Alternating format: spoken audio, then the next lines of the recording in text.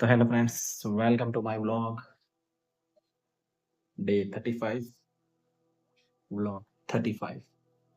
आज तारीख है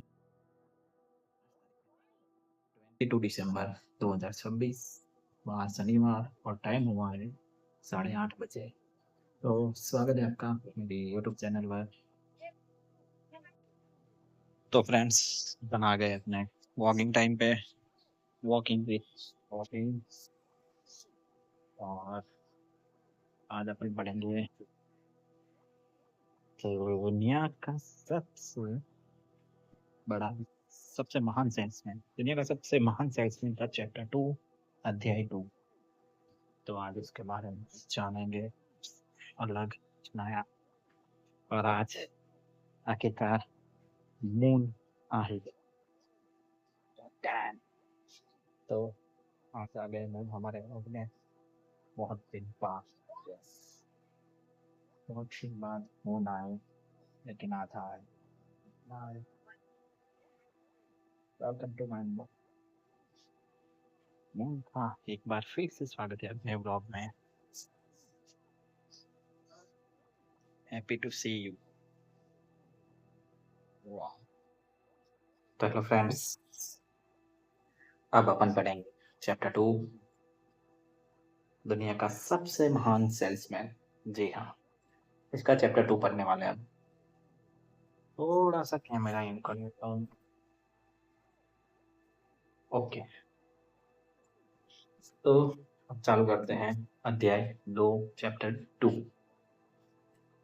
तो चैप्टर की शुरुआत ऐसे होती है कि और इस तरह कुछ समय बाद संतरियों की पहरेदारी में कारवां दमिश्क से चल पड़ा।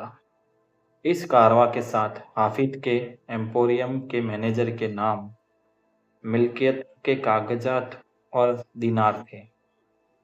जोपा में ओबेद से पेट्रा के रियूल तक हाफिज के 10 मैनेजरों ने जब अपने मालिक के रिटायरमेंट और उसके दिए तोहफे की खबर सुनी तो उनके मुंह से बोल ही नहीं निकल पाए। मतलब हाफिज ने बहुत कुछ दे दिया अपने सभी मैनेजर। तो आखिरकार एंटीपेट्रिस के आखिरी एम्पोरियम में कारवां का मकसद पूरा हो गया। अपने समय का सबसे शक्तिशाली बिजनेस साम्राज्य अब नहीं रहा था। मतलब ये उस समय का सबसे शक्तिशाली बिजनेस था और उसका साम्राज्य अब नहीं रहा। दुखी मन से इरेस्मस ने अपने मालिक को यह खबर भेजी कि उसका गोदाम अब खाली था और एम्पोरियम पर से हाफिज का नाम हट चुका था। मतलब बड़े दुखी मन से इरेस्मस ने हाफिज को कहा कि सब खाली कर दिया गया है, उनका नाम भी हट गया है। फिर संदेशवाहक इरेस्मस के पास यह जवाब लेकर लौटा कि हाफिज उससे तत्काल फव्वारे के पास मिलना चाहता है। तो हाफिज ने एक नक्की जगह करी कि फव्वारा होगा, वहां पर मिलना चाहता है। तो हाफिज ने अपने दोस्त के चेहरे को गौर से देखा और पूछा, क्या काम हो गया? मतलब उसने पूछा कि काम हो गया जो दिया था वो। तो उसने कहा, हाँ काम हो गया। फिर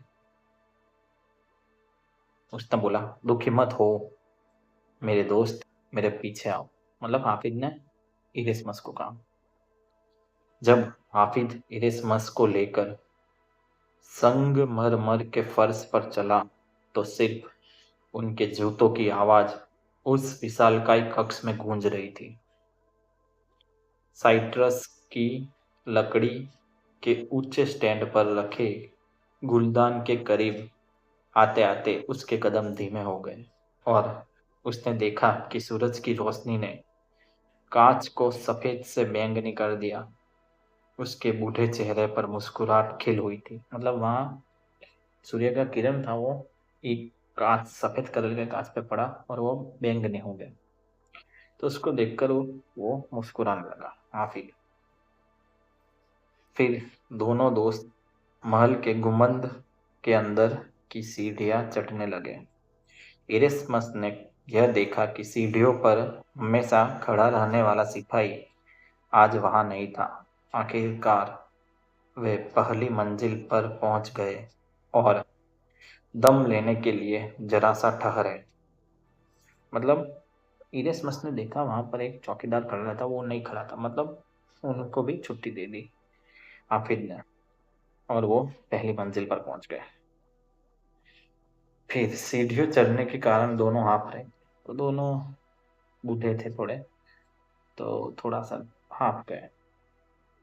फिर वे कुछ और सीढ़ियां चढ़कर दूसरी मंजिल पर पहुंच गए।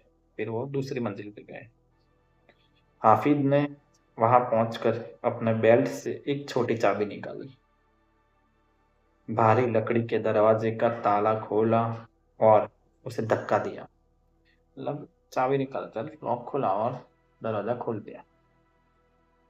इरेस्मस अंदर घुसने से पहले थोड़ा ठिठका।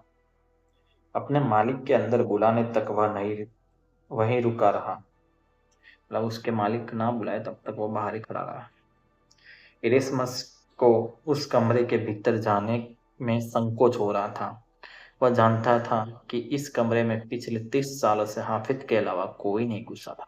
मतलब वो सीक्रेट कमरा है जहाँ हाफिज के अलावा कोई नहीं जा रहा, इसलिए वो बाहर खड़ा रहा, वेट करता रहा। तो इरेस्मस की आंखें जब तक अंधेरे की आदी हुई तब तक हाफिज उसका हाथ थामे रहा। एक मंद मुस्कुराहट के साथ हाफिज इरेस्मस को एक ऐसे कमरे में ले गया जो खाली दिख रहा था। वहां कोने में रखे हुए एक पुराने संदूक के सिवाय कुछ नहीं था। मतलब वो कमरा पूरा खाली था और वहां सिर्फ एक पुराना संदूक। इरेस्मस, क्या तुम्हें निराशा नहीं हुई? मैं क्या कहूँ मालिक। मतलब हाफिज ने पूछा कि तुम्हें निराशा नहीं हुई, तो इरेस्मस के पास तो कोई जवाब ही नहीं था। तो क्या तुम्हें यह देखकर निराशा नहीं हुई कि यह कमरा खाली है? मैं जानता हूँ कि इस कमरे के बारे में बहुत सी अफवाहें फैली हुई है। क्या तुमने कभी यह नहीं सोचा कि इस गोपनीय कमरे में ऐसा क्या था जो यह हर समय पहरा रहता था और किसी को भी अंदर आने की इजाजत नहीं थी? मतलब सस्पेंस वाला रूम था। तो यहाँ पर बाहर चौकीदार खड़े रहते थे। तो 30 सालों तक ये कमरा सस्पेंस से भरा। तो इरिस्मस ने सिर हिलाया। यह सच है। सालों से ऐसी अफवाहें उड़ रही है कि आखिर मालिक ने इस कमरे में क्या माल छुपा रखा है। मतलब सस्पेंस। तो हाँ मेरे दोस्त, और मैंने ज्यादातर अफवाहें सुनी है। लोग कहते हैं कि यहाँ पर हीरो की खदान है, सोने की तिजोरियां हैं, या जंगली जानवर है, या दुर्लभ पक्षी है। एक बार एक फारसी व्यापारी ने तो यह तक इशारा किया कि यहाँ पर मेरा हरम है। लीसा को जब मैंने हरम की बात बताई तो वह हंस पड़ी। परंतु जैसे तुम देख सकते हो यहाँ इस छोटे संदूक के सिवा कुछ भी नहीं। अब आगे आओ। तो बहुत सी अफवाहें उड़ी, जैसे कि यहाँ पर सोने की तिजोरी है, या हीरो का खदान है, या फिर जंगली जानवर, या कोई दुर्लभ चीज होगी ऐसी। लेकिन यहाँ पर था सिर्फ संदूक। तो ऐसे वो आगे बुलाता है इरेस्मस को। तो वीडियो लंबा बन रहा है, तो आगे की कहानी अपन नेक्स्ट वीडियो में लेते हैं। तो आज 7, 8, 9 3 पेज पढ़ लिए अपन ने। अब कल 10वें पेज की बारी। तो सस्पेंस वाला कमरा है, देखते हैं आगे संदूक में क्या है। तो इसके लिए अपन अगला एपिसोड देखेंगे, इसमें बात पढ़ेंगे आगे की सच्चाई इसकी। तो दोस्तों, good night, have a sweet dream. जय श्री कृष्णा। अच्छी नींद आए, अच्छी नींद आए। Okay bye bye bye bye. तो पोस्ट दे देते हैं।